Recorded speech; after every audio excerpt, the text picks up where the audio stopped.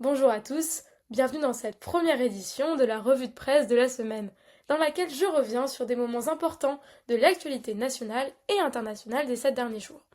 Je suis Anna et il est 21h.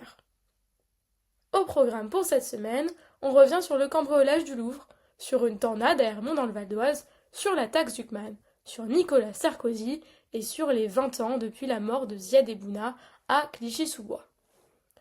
On commence donc cette première revue de presse avec un événement local, une tornade dans le secteur d'Hermont-Aubonne et Franconville, dans le Val d'Oise, à l'ouest de Paris ce lundi.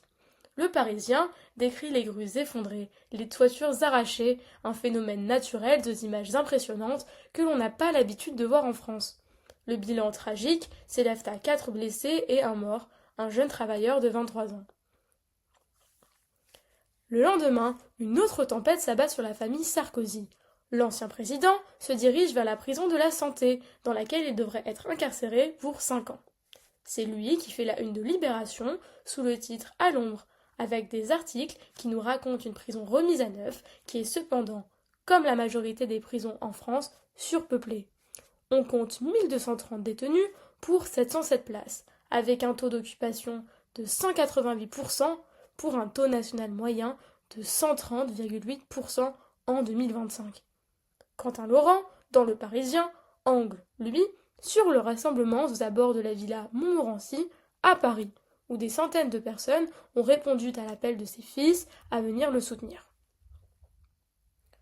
Pour la seconde semaine d'affilée, dimanche dernier, ce n'est pas le sport qui a marqué l'actualité, mais bien un cambriolage spectaculaire au Louvre qui a continué de faire parler de lui dans les colonnes.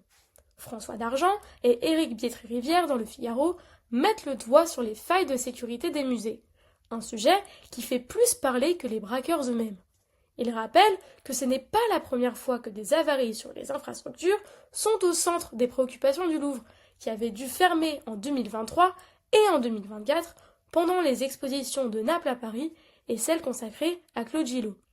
Ce dimanche, 2 suspects ont été interpellés et placés en garde à vue. À l'Assemblée, c'est le budget qui interpelle et qui pose problème. Nathalie Segonde, dans Le Monde, rapporte que Sébastien Lecornu invite au compromis à son ouverture de la discussion à l'Assemblée nationale ce vendredi.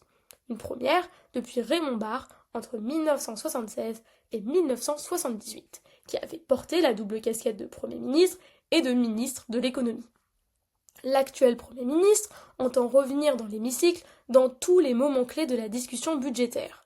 Au centre des débats, la suspension des réformes des retraites que les socialistes ont obtenues en échange d'une non-censure de leur part. Ce dimanche, le président Les Républicains du Sénat, Gérard Larcher, a cependant averti qu'il rétablira la réforme des retraites si l'Assemblée la suspend dans le cadre de l'examen de la sécurité sociale qui débute ce lundi en commission. À l'international, les États-Unis monopolisent toujours l'actualité entre le Moyen-Orient, le conflit en Ukraine et même sur son propre continent. La semaine prochaine, il commence même une tournée en Asie. Mercredi, Piotr Smolar s'attarde à la une du Monde sur la nouvelle attention portée par Washington à l'Amérique latine.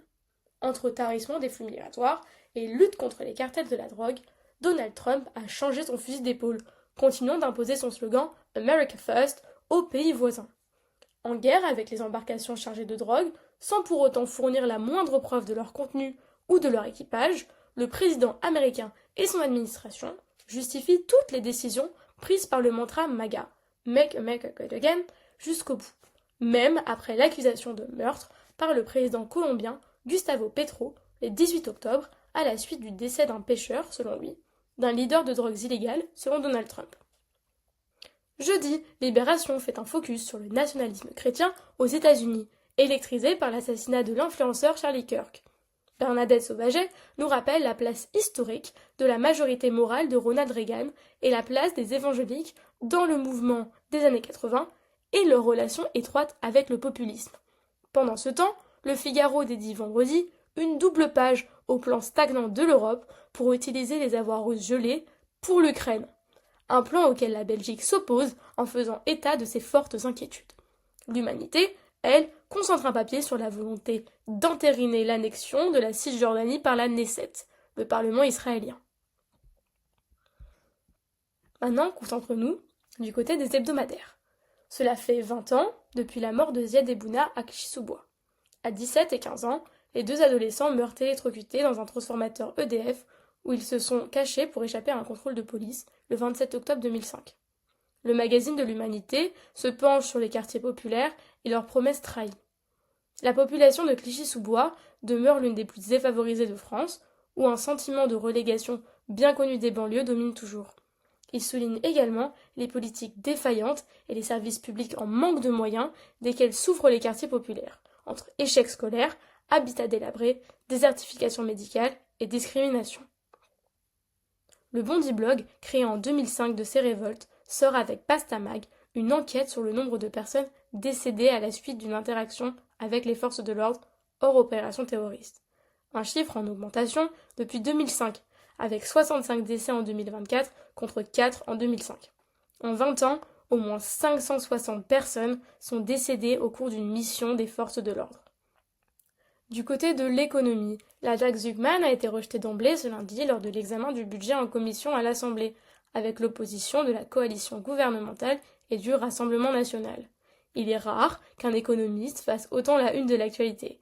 Gabriel Zucman pose pour l'Humanité vendredi, mais aussi pour Society, qui dédie son hebdo à, je cite, « l'homme qui a fait trembler les milliardaires ».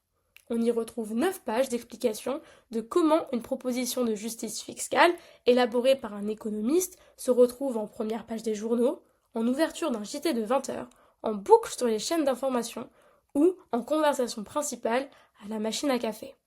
Enfin, sur une note plus légère, ce dimanche, ce sont des cartes qui ont marqué l'enfance de toute une génération qui sont les vedettes de la Voix du Nord. À Lille, le Grand Palais a accueilli tout le week-end près de 3500 fans de Pokémon qui se sont affrontés avec, pour certains, l'objectif de participer au championnat du monde de 2026. Merci à vous de m'avoir écouté. Je n'ai pas eu le temps de les évoquer, mais je n'oublie pas la candidature de Marine Tondelier, le prêt Albert Londres ou encore la situation d'état d'urgence de Lima au Pérou. Nous sommes le dimanche 26 octobre. À la semaine prochaine pour une autre revue de presse.